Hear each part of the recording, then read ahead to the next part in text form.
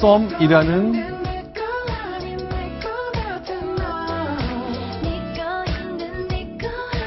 네. 자, 썸이란 노래죠. 내 거인 듯 내 거 아닌 내 거 같은 너. 결국 서로 좋아하는 건 알지만 아직 사귀자고 선언하기 전 단계를 그 썸을 탄다고 요즘 젊은 세대에서 많이 쓰는 말인데 이 상황을 묘사하는 상황입니다. 사귀는 사이도 아니고 어정쩡한 그런 관계인데요. 바로 이 노래 가사를 딱 떠올릴 법한 상황이 야권에 연출됐습니다. 역시 순위 확인하고 얘기 나누겠습니다.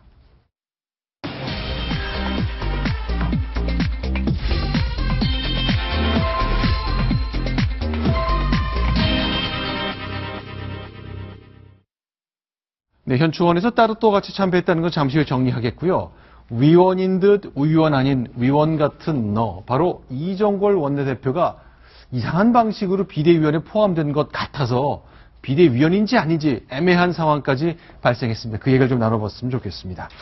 자, 이종걸 원내대표 배제되는 겁니까? 아니면 같이 하는 겁니까? 영상으로 준비했습니다. 뭐 기강적으로 말하기 좋아하는 사람들이 얘기하는 건데 그런 얘기에 신경 쓰지 마세요.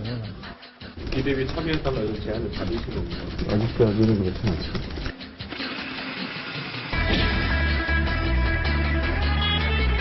비대위 선정 과정에서 원내대표이신 우리 이종걸 의원이 명단에 포함되어 있지 않았기 때문에 뭐 이러고저러고 얘기가 많습니다만 이종걸 원내대표께서는 다른 비대위원들과 동일한 자격으로 회의에 참석하셔가지고 이제 이러한 것을 사전에 말씀을 드리니까 우리 원내대표님께서 좀 이해를 해주시고 좀 양해를 바랍니다. 자, 박소연 기자. 그러니까 이종걸 원내대표는 비대위에 들어간 겁니까? 안 들어간 겁니까? 그게 굉장히 애매합니다. 어쨌든 네. 결론부터 말씀을 드리면 비대위에 참석은 해서 발언도 하고 아까 네. 보신 것처럼 김종인 위원장 옆자리에 앉아 있지만 의결권은 없습니다. 그러니까 비대위원은 정확하게 아닌 겁니다. 잠깐만요. 그러니까 비대위 회의에는 참석한다. 네. 그리고 김종인 비대위원장 바로 옆자리에 앉는다. 굉장히 좋은 자리죠. 그렇죠. 그리고 발언도 시킨다. 발언도 두 번째로 하는 겁니다. 아, 발언도 앞쪽에 시킨다. 네. 그러나 의결권은 없다. 네, 그렇습니다. 왜 그런 어정쩡한 선택을 한 거죠? 의결권 주면 되는 거 아닌가요? 그런데 비대위원이 아니기 때문에 의결권을 주지 않은 겁니다. 자, 이종걸 네. 원내대표에게 왜 비대위원으로 위촉하지 않느냐. 네. 이거 굉장히 논란이 많았습니다. 그래서 솔직히 어제 비대위원이 공개될 때 당연히 비대위원에 이종걸 원내대표가 들어가는 걸로 다들 생각하고 있었습니다. 네. 그런데 명단에서 이종걸 원내대표가 빠진 겁니다. 그래서 네. 이종걸 원내대표도 굉장히 불만을 갖게 됐고요. 자, 그러면 왜 이종걸 원내대표가 거기 들어가지 않았냐 굉장히 의구심이 많았는데요. 네. 일단은 이종걸 원내대표가 이전에 문재인 대표 체제 하에서 네. 최고위에서 늘 문재인 대표와 각을 세우고 네. 그리고 사퇴하라고 요구하면서 잡음을 일으켜왔습니다. 네. 그런 부분 때문에 혹시 또다시 잡음이 일까봐 이 비주류를 대표하는 이종걸 원내대표가 배제된 것 아니냐 이런 추정까지 나왔던 상황입니다. 그러니까 과거에는 문재인 체제에서 야당 속의 야당 역할을 했었는데 혹시 또 그럴까봐 배제 가능성을 두는 것 같다고 좀 해석을 주셨습니다만 박성부 국장. 네. 왜 그럴까요? 사실 어제 비대위원장 비서실장 인선하는 문제 때문에 한번 홍역을 치렀고 네. 오늘은 또 그 다음날 이종걸 원내대표를 안 포함시켜서 또 논란이 있었습니다. 네, 이종걸 원내대표는 사실 지금 기존의 최고위원들과 달리 네. 의원총회에서 네. 선출된 말하자면 원내대표입니다, 말 네. 그대로. 그리고 지난 당헌에 따르면 네. 최고위원회에 의해 당연직 최고위원입니다. 네. 그렇기 때문에 아마도 이 비대위가 최고위원을 대체해서 정권을 이양받으면 당연히 사실은 여기도 중앙위원회에 의결할 때 비대위원 인선할 때 어제 당연히 이 원내대표도 넣어서 두드려야 되는 것이 상식에 맞는 거죠. 네. 근데 여기서 뺐다. 이 얘기는 어제 뭐 절차상 누락됐다 이런 식의 설명을 했지만 네. 지금 박소윤 기자가 얘기했듯이 네. 이 굉장히 자기 소신이 강하고 특히 비주류로서 기존의 주류, 친노 주류가 어떤 것을 행할 때 굉장히 강하게 행동으로 태클하는 이런 이종걸이 상당히 부담스러웠을 것이다. 그래서 아마도 김종인 선대위 체제가 출범하면서 공식적인 멤버는 아닌데 네. 와서 말할 기회는 주겠다. 네. 이거 정식 멤버 아닙니다. 네. 우리가 국무회의에 보면요. 네. 서울시장이 네. 참석하여 필요한 발언을 의장의 허락을 득하여 발언할 수 있습니다. 네. 지금 이종걸 원내대표의 위상은 딱 그거밖에 안 되는 겁니다.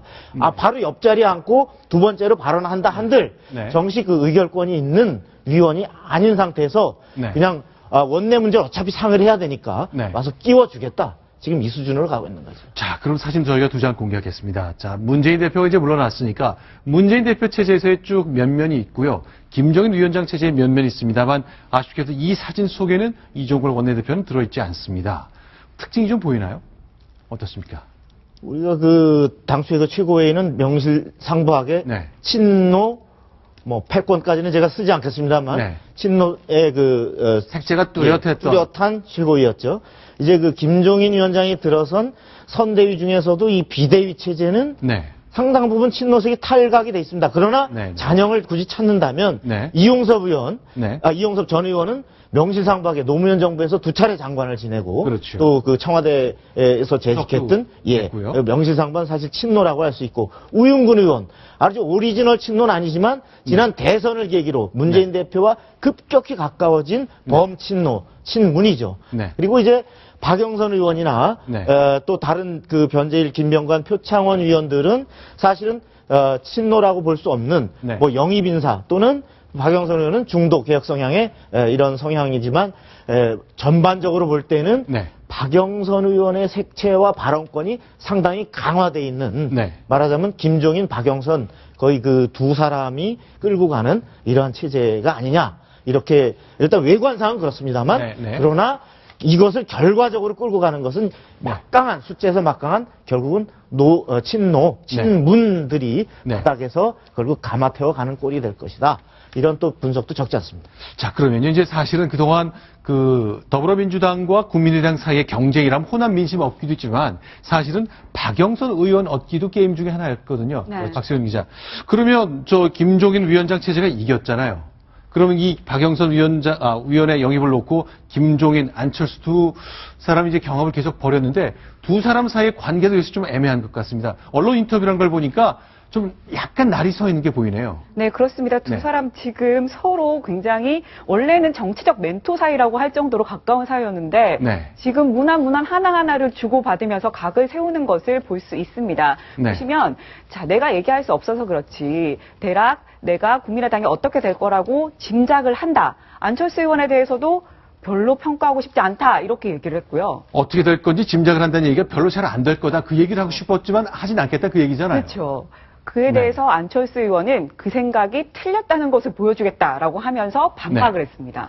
자, 좀 하나 더 있는데요. 이렇게 보면 어떻습니까? 지금 이제 김종인 위원장이 국보위 참여 때문에 저 중간지대에 있는 한상진 명예교수나 안철수 의원 뭐 직접 하진 않습니다만 맹공을 받고 있잖아요.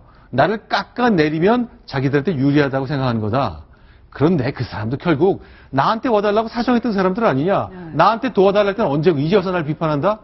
아주 냉소적이네요. 네, 그렇습니다. 그리고 국보위 전력에 대해서 그 김종인 위원장이 어제 사과하지 않았습니까? 네. 이 부분에 대해서도 안철수 의원은 그 사과가 진심인지 아닌지는 국민들이 판단할 것이다 라면서 굉장히 냉소적인 반응을 보였습니다. 잠깐 이 말은 뭡니까? 지금 이 김종인 위원장은 내가 국보위 참여한 것 후회한 적이 없다 그랬다가 어제 광주 시민을 향해서 사과했잖아요. 네. 근데 그 사과가 진심이 아닐 수도 있다고 안철수 의원은 생각한다는 얘기입니까? 네, 그렇습니다. 그러면서 오늘 그 국민의당에서 나온 논평을 보면 네. 진짜 사과를 할 거면 네. 국민들에게 사과를 했어야지 왜 그 국보위라는 게 영향을 미친 것이 온 국민인데 네. 왜 광주 시민에게만 사과를 하느냐 그게 네. 과연 진심이냐 이렇게 얘기를 했습니다. 자, 이 과거 논쟁 뭐 끝없이 이어지는데 그 이제 앞으로 정치 그 국면마다 이제 정치 지도자들이 현충원 찾잖아요. 오늘도 그 김종인 위원장이 현충원을 찾았는데 거기서 여러 가지 이야기들 많이 나왔습니다. 자, 김종인 위원장의 행보와 관련된 얘기를 좀 나눠봤으면 좋겠는데요. 오늘 아침 국립 현충원의 장면 보면서 말씀드릴게요. 자, 일단 모두 다 전직 대통령 묘역을 대체로 다 참배했죠. 오늘 비대위원들과 함께 네. 국립 서울 현충원을 찾았는데요. 여기에 이 묘하게 단계별로 이렇게 다 가지 않은 위원들이 있습니다. 네. 지금 이종걸 원내대표하고 네. 표창원 전 경찰대 교수 네. 이 두 사람은 입구에 그 현충 탑까지만 가고 네. 그 전직 대통령 묘소까지는 가서 같이 참배하지 않았고요. 아, 예. 잠깐만요. 일단 현충원엔 갔고, 예. 입구에 있는 현충 탑까지는 예. 갔고, 현충 그 탑. 이후에 전직 대통령은 참배하지 않았고. 참배하지 않았습니다. 예. 그 다음에 또 그 이철희 뉴파티 위원장을 맡은 이철희 위원과 네. 그 다음에 유은혜 의원 네. 이 두 분의 선대위원은 네. 두 분의 이 위원은 김대중 김영삼 대통령 네. 묘소까지만 네. 이렇게 두 분 묘소까지만 하고 네. 박정희 이승만 묘소에는 따라가지 않았습니다. 네. 자, 지금 보이는 것이 이제 박정희 전 대통령 묘역을 참배하는 의원인데 저 일행 중에 이철희, 유은혜 네. 두 사람은 없었다는 거군요. 네, 그렇습니다. 여기에는 아마도 이 박정희 이승만 전 대통령의 묘소를 참배하는 것에 대한 네. 당내 일각의 거부감, 특히 저 친노 성향 뭐 이런 의원들의 경우에 많이 퍼져 있는 이런 거부감이 아마도 상당 부분 부담스럽고 해서 그에 대한 또 어느 정도 그 시각을 같이 하느냐에 따라서 아까 어디까지 가느냐가 상당히 행로가 갈렸던 거 아니냐. 물론 본인들은 다른 일정이 있다는 이유를 댔습니다만 네. 사실은 그런 판단과 인식에 차이가 있었던 것 같다. 이런 분석을 갖고 있습니다. 자, 그러면요. 이제 김종인 체제가 명실상부하게 섰거든요. 근데 궁금한 것이 박수영 기자, 이제 야당 취재를 계속하고 있으시니까 자, 김상곤 전 경기교육감 후보, 경기교육감 이분이 인재영입위원장이거든요. 네. 그러면 이분이 어디 누구 공천하겠다 이런 얘기를 할 수 있는 건가요? 왜냐면 오늘 저 문재인 그 전 대표에게 험지 출마라고 요구를 했잖아요. 네, 그렇습니다. 누구를 출마하겠다 이렇게 뭐 자신이 공천을 줄 수 있는 건 아니지만 누구를 네. 영입할 때는 공천을 전제로 거의 영입을 하고 있기 때문에 그런 네. 영향력은 충분히 있을 수 있다고 판단이 됩니다. 그런데 지금 특히 아까 말씀하신 것처럼 문재인 대표의 출마 필요성에 대해서 다시 한번 얘기를 했는데요. 네. 이분 이전에도 이런 얘기를 한 적이 있습니다. 바로 혁신위원장 시절에 네. 문 대표가 험지에 출마할 필요가 있다 이렇게 얘기를 한 적이 있기 때문에 이게 또다시 얘기가 나오면서 의도된 게 아니냐라는 분석이 가능한 겁니다. 실제 오늘 라디오 인터뷰를 했습니다. 문재인 대표 험지 나가라. 특히 부산 출마해라 이런 얘기를 했군요. 직접 듣겠습니다. 문재인 대표에게는 부산 등 험지 출마를 요청했고 총선 승리를 위해서 큰 역할을 제대로 해달라는 이제 그런 말씀이었죠. 우리 당을 위해서 문재인 대표가 부산 등 험지 출마를 하면서 네. 총선 승리를 위해서 큰 역할을 하는 게 필요하다고 봅니다. 자, 일단 문재인 대표, 전 대표죠. 자기 지역구는 이제 다른 동료 의원한테 물려줬고, 총선에 나가겠다는지 말겠다는지 아직 특별하게 뜻을 밝힌 적은 없잖아요. 네, 예전에 네. 불출마를 얘기를 한 적이 있습니다. 하지만 계속 이렇게 출마 여부가 나오면서 이후에는 약간 애매모호한 태도를 보이고 있는데요. 지금 문재인 대표는 일단 양산에 머물면서 설 연휴 때까지는 상황을 좀 지켜보겠다는 입장입니다. 하지만 출마 요구가 계속 이어진다면 비례대표로서 이 전국 유세를 돌면서 할 수도 있고요. 아니면 자신이 부산에, 물론 지역구는 이미 남을 이렇게 양도를 했기 때문에 다른 지역구로 이렇게 출마를 할 가능성도 있는 상황입니다. 자, 지금 보시는 화면은 문재인 전 대표가 이제 대표직을 내려놓고 내려가 있는 그 경남 양산에 있는 자택인데 사전에 제가 촬영한 모습을 보여드리고 있습니다. 그런데요, 하나 더 있습니다. 더불어민주당이 김종인 위원장 영입하면서 뭔가 좀 달라지려고 노력하고 있는데 그중에 하나가 어제 나온 결정이 신기남, 노영민 이 친노 계열의 의원들 갑질했다고 해서 중징계했잖아요. 네. 그런데 달라진 분위기가 있다면서요. 네, 그렇습니다. 이 분위기를 처음에 먼저 얘기한 게 바로 문재인 전 대표입니다. 이 노영민, 신기남 의원에 대한 중징계가 결정된 다음 날 기자들이 이에 대해서 어떻게 생각하느냐라고 물었더니 안타깝다 이렇게 얘기를 했거든요. 근데 이게 문재인 전 대표만의 분위기가 아니고요. 전체적인 의원들의 분위기가 그런 상황이었습니다. 윤리심판원은 도덕적인 징계를 하는 곳인데 어떻게 공천을 못하게끔 그렇게 중징계를 낼 수가 있느냐. 너무 가혹한 거 아니냐라고 하면서 지금 의원들 사이에서는 탄원서가 돌고 있습니다. 이 두 의원의 징계가 너무 가혹하니까 좀 가볍게 해달라는 탄원서가 지금 돌고 있기 때문에 이것이 아니 의원들 사이에서 또다시 팔이 안으로 굽는 그런 상황인 거 아니냐라는 지적이 나오는 겁니다.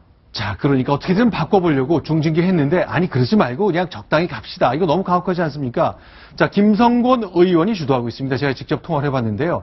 왜 이런 결정을 했을까? 그리고 바깥에서 보는 시각을 부담스러워하지 않을까 여쭤봤습니다. 듣겠습니다. 이분들이 10여 년 이상 의정 활동을 잘 해오셨던 분들인데 그 공은 완전히 묻혀버리고 판결의 정도가 너무 가혹하다. 공과를 모두 보고 다시 한번 좀 판결해 주십사 하는 것이 저희들의 바람입니다. 저희 당의 이 윤리심판원이 3심제도인데 똑같은 사건을 똑같은 그 윤리심판원에서 지금 다루고 있기 때문에 좀 다른 시각도 있다는 것을 윤리심판원에서 한번 좀 참고를 해주십자 하는 것이지 이건 뭐 침노를 봐주고 이런 차원의 문제는 전혀 아닙니다. 물론 뭐 그런 시각은 있을 수 있겠죠. 그러나 한 정치인들의 그 인생을 좌지우지하는 문제이기 때문에 공정하게 좀 재판을 좀 해달라 하는 그런 탄원입니다. 한 30여 번 정도 지금 하셨어요, 현재까지. 네, 저랑 통화할 당시엔 30여 분인데 한 40명까지 됐다는 얘기인데, 손수 변호사. 네. 저렇게 이제 재심 청구하고 그러면 바뀔 수도 있잖아요. 지금 얘기는 너무 가혹하다. 잘못은 맞지만 국회의원 출마 못할 정도라면 가혹한 거다. 그 얘기인데 어떻게 들리세요? 네, 물론 지금 지적도 뭐 일리가 있죠. 네. 더군다나 이제 그 앞으로 이제 총선을 이제 코앞에 두고 있는 그런 의원 입장에서는 또 동료 의원의 심정이나 그런 입장이 누구보다 더 이제 이해가 잘 될 겁니다. 하지만 그렇다더라도 당 차원에서 볼 때 전국 단위의 그런 선거에서 승리하기 위해서는 어떤 과거의 어떤 그런 모습을 좀 떨쳐버리고 새롭게 이제 일신하는 모습 보이는 것도 필요할 것 같거든요. 뭐 물론 그 당원 자격 정지 6개월, 3개월이 굉장히 중한 그런 처분이고 또한 또 그로 인해서 출마를 하지 못하게 된다면은 의원의 정치 생명에 큰 타격 가는 것도 사실입니다. 그렇기 때문에 이번에 그 두 번째, 세 번째 결정을 함에 있어서도 비록 같은 윤리위원회가 이제 그 판단을 하는 판단을 같은 곳에서 하겠습니다만 달라질 가능성이 그렇게 높아 보이진 않거든요. 그러다 보니까 동료 의원 입장에서는 더더욱 이렇게 그 탄원서도 쏘고 이런 노력을 하는 것이 아닌가라고 생각이 됩니다.